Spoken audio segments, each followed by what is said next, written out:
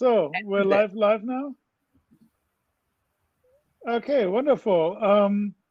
Thanks for joining us for fourth virtual media match. This is obviously something that has to do with the wonderful pandemic that we're all in. We used to do media match in person. So we talk to other people live at a table without a mask on. I know it's a thing from like the very, very distant past, but anyhow, we're doing this virtual media match, and we invite all of you to meet with other people, exchange ideas, and hopefully start collaborating on stuff. And before we all do that, we wanted to talk a little about what's going on in the media industry.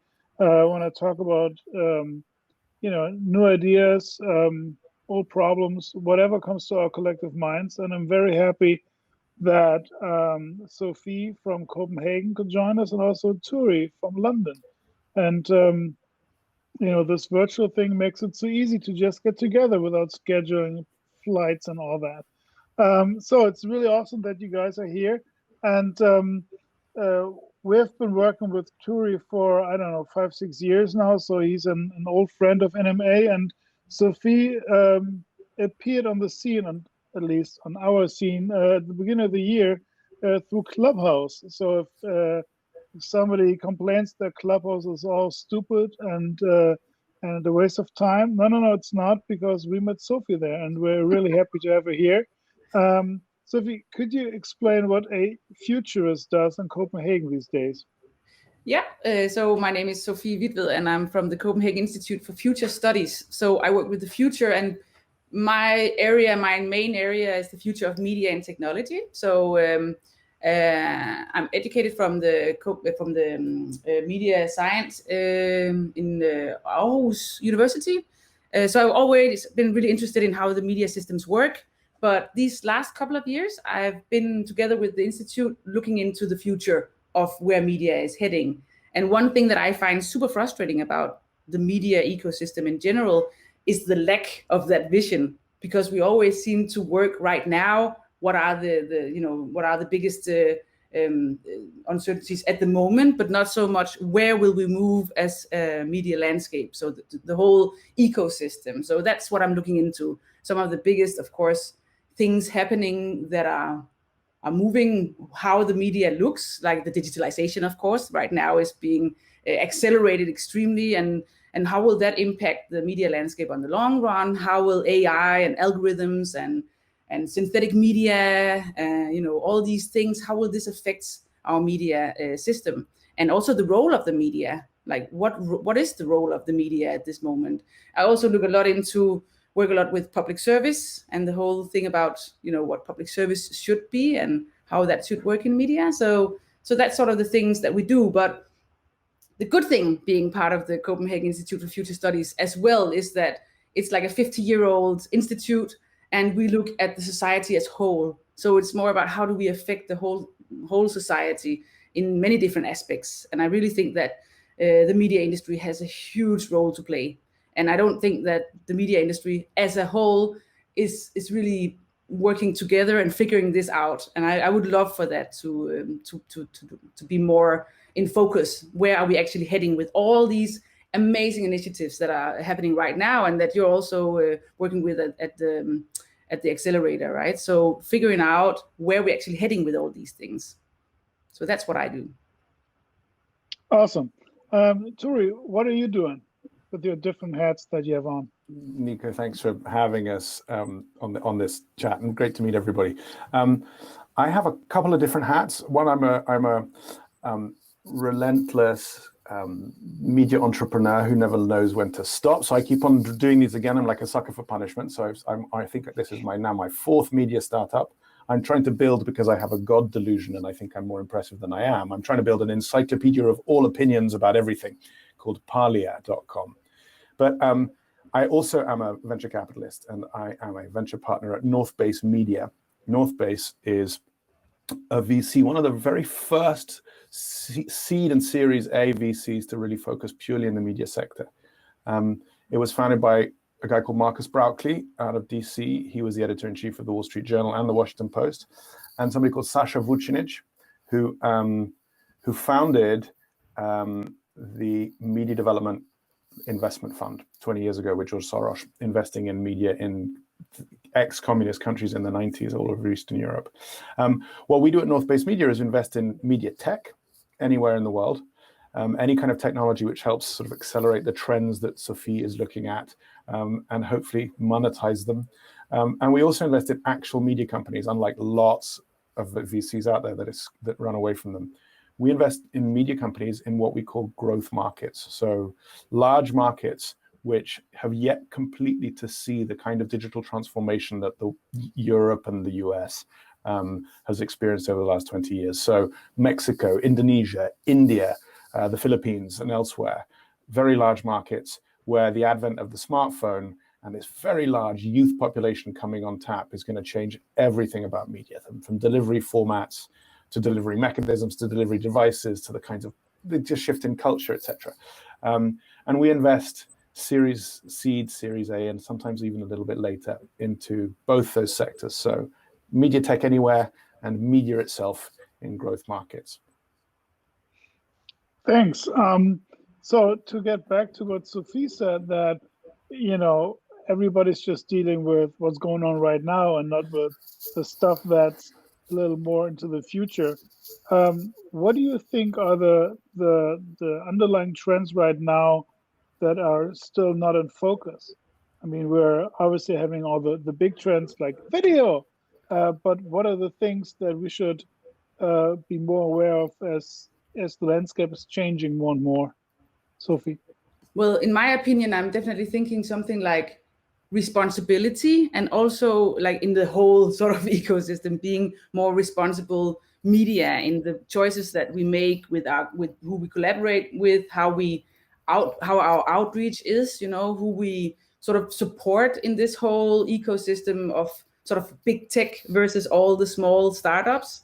Apart from the fact that a lot of startups, of course, want to be bought by big tech and support that system. But I mean, if we have to look into a responsible media, like also sustainable media ecosystem in Europe, I really think we have to look into this more responsible way of doing things. Also, when working with AI, when working with algorithms, how can we make them responsible? And how can we make them human-centered? How can we turn, you see it also in the tech scene, of course, this whole move away from the more hardcore tech to more like, how can we actually support the human in this? And I think that is going to be something that will be implemented much more into to the products that are to come in media. For me, like curation, and how do you curate all these things? A lot of media companies, I'm not sure in this particular crowd today, but in media in general, there's a lot of focus on the content, but not so much on how the content will reach the users and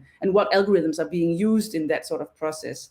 So this curation and digital assistance with a focus on transparency and trust, and creating that trust, because right now trust is on the decline. And as we see also, this whole trust in algorithms is also, we did some different research analysis and surveys, and people, they don't like algorithms. They don't believe that they can do something good for you. They're afraid of being, you know, taken advantage of, and they can't really see in the products that are right now, see how they actually help make good products for you. So this whole, you know, fuck the algorithm, I think there's a whole like movement coming from this public opinion not liking algorithms. And I think it's up for the media as well to show how exactly is it that we work with your data, and how is it that we actually support you as a human in a good way. So this transparency, I think, is going to, I think both because it's going to be a regulation on transparency, but I also think that if you want to have something sustainable that people trust, and trust is the main mechanism for also wanting to use media in general, or will become more. You can see that on Apple as well in their app tracking system. So I think, yeah, so that's some of the bigger sort of movements I think we have to be very aware of when working on this. Just to pick up on something that Sofie just said there, yeah, I think probably maybe the biggest I'm useless. Go ahead, Turi. Yeah, exactly. No, but just I think the biggest change that we're looking at now in terms of seismic shifts across the media ecosystem in the US and across Europe and elsewhere is actually regulation. So we're seeing it now with the demise of cookies. this hard acceleration, which is going to upend all of digital advertising. I mean, really properly screw it. And what the fallout looks like, both in terms of companies which are still standing, media companies which are still okay, and advertising, because obviously that whole thing goes to pot over the course of the next year or so.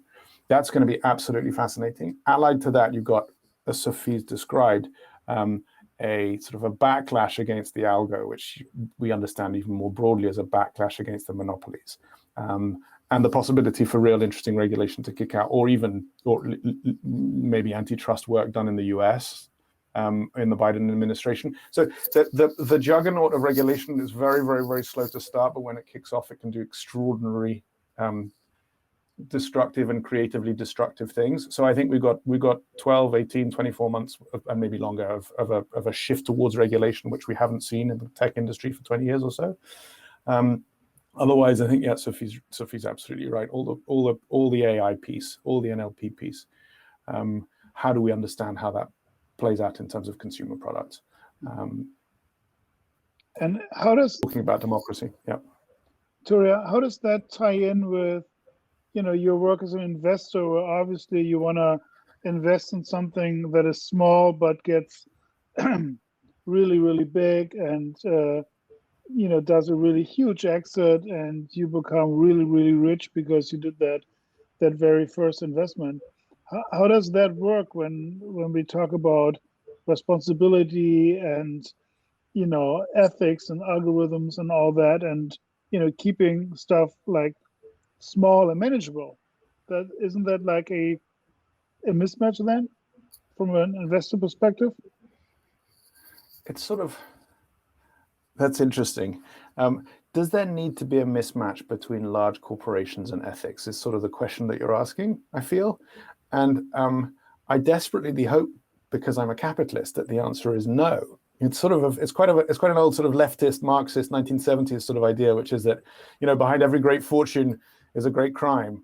And I genuinely don't think that's the case. Look at what Bloomberg has, for example, done in the media sector, right? This is a giant fortune built off providing spectacularly valuable information to a very large number of people and accelerating the free market, which in my view is a beautiful thing. And media companies historically have done tremendous, tremendous good by their very existence. So I don't think there's necessarily a mismatch there. I think that the problems are when you end up with perhaps a mismatch between oversight, regulators, companies, finance, etc., which is sort of where I think we're starting to realize we've got to, with these giant monopolies sitting over the space in quite complex ways. But yeah, this isn't so much of, I don't think this is quite as big a problem perhaps as it might be framed. Okay. So let's get back to like the more manageable topic of what should startups do right now. For me, one of the biggest things right now is the different speed in the markets. Like when we look at Germany, I think there is a lot of reluctance still to change into something pure play digital because print is still working. And then you have other markets too. I just mentioned that where, you know, the smartphone obviously is the one and only thing that people have and have access to, and therefore this is where all media takes place.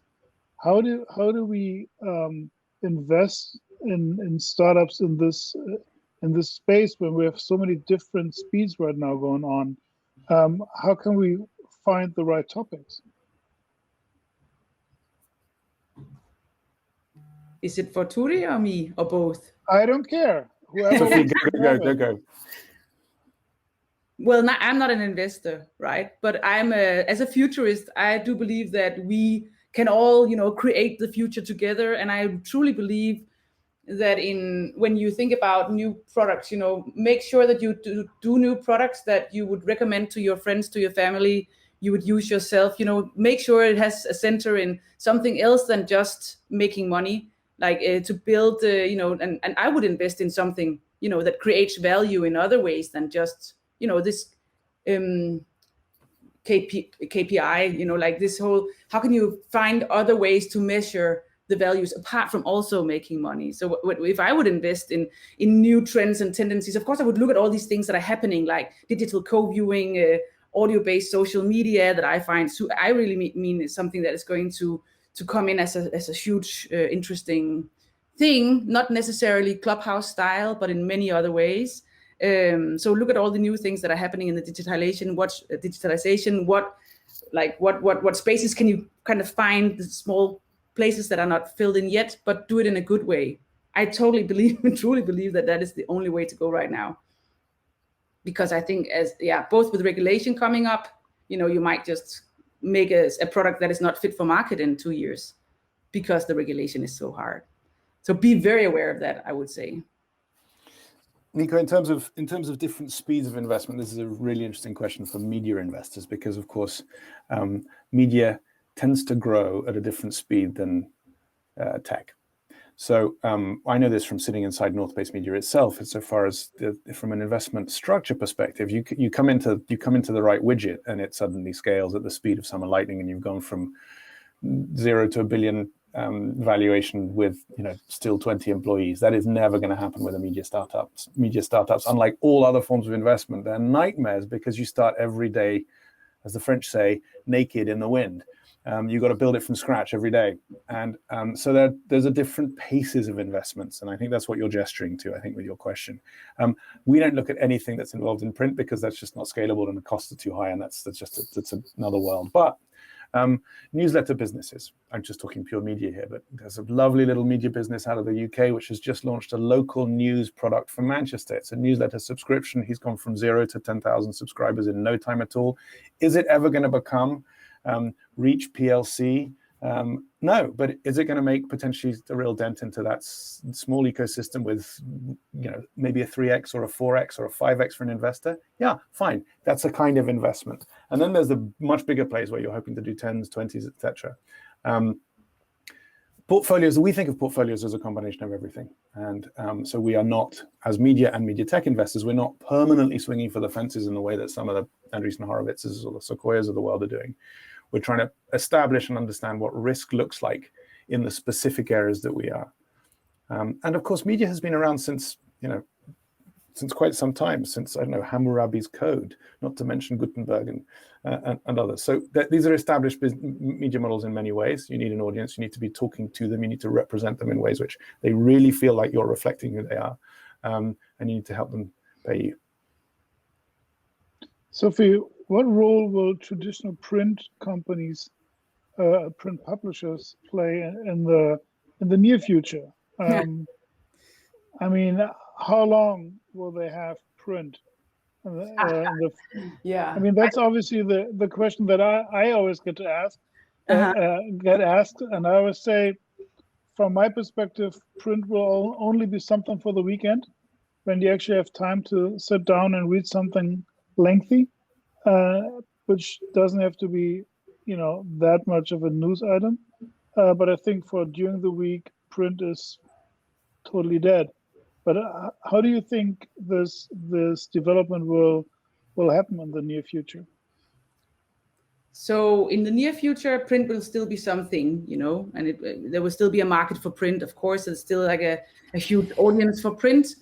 But it will I agree with Turi that it's not something to be necessarily invested in. You can squeeze the last bit out of it, and it will still be there. Also, as you say, like long reads magazines, real good things, But I used to arrange a conference called New Media Days back in 2006, and there we were also discussing this whole: will print be here in 10 years? And print is still here, but it's definitely declining a lot, and you can also see that in the investments that the media companies are making themselves. So, but they will still be here for the next couple of years. Of course they will. I think we have to be very aware that it takes time. This is a slow process, but the market share of digital will just keep on rising. So, but we will still have the printed media. But if there are any startups out there making, printed media, be aware of the time horizons, of course. Okay. The friendly system just reminded me that I should wrap it up. So I guess that's it for now. I was going to ask Turi about the one big investment that he missed, the one trend that he didn't see, but maybe we'll save that for later. I want to hear that too. Yeah, okay, Turi, what I have did you so miss? many questions as well for you, Turi. Nothing. What do you think we've missed? Why would we have missed anything? Good answer. All right. Thank you so much for your time, guys. I hope you have a great afternoon matchmaking at NMA Virtual Media Match. Thanks again, and we should do this more often or a little longer. It's always a pleasure to talk to you. I always learn a lot of things. That was great. Thank you so much, and have an awesome afternoon. Okay. You too. You too. Bye bye. Bye bye, everybody. This atomic button here. I'll do that. How does this work?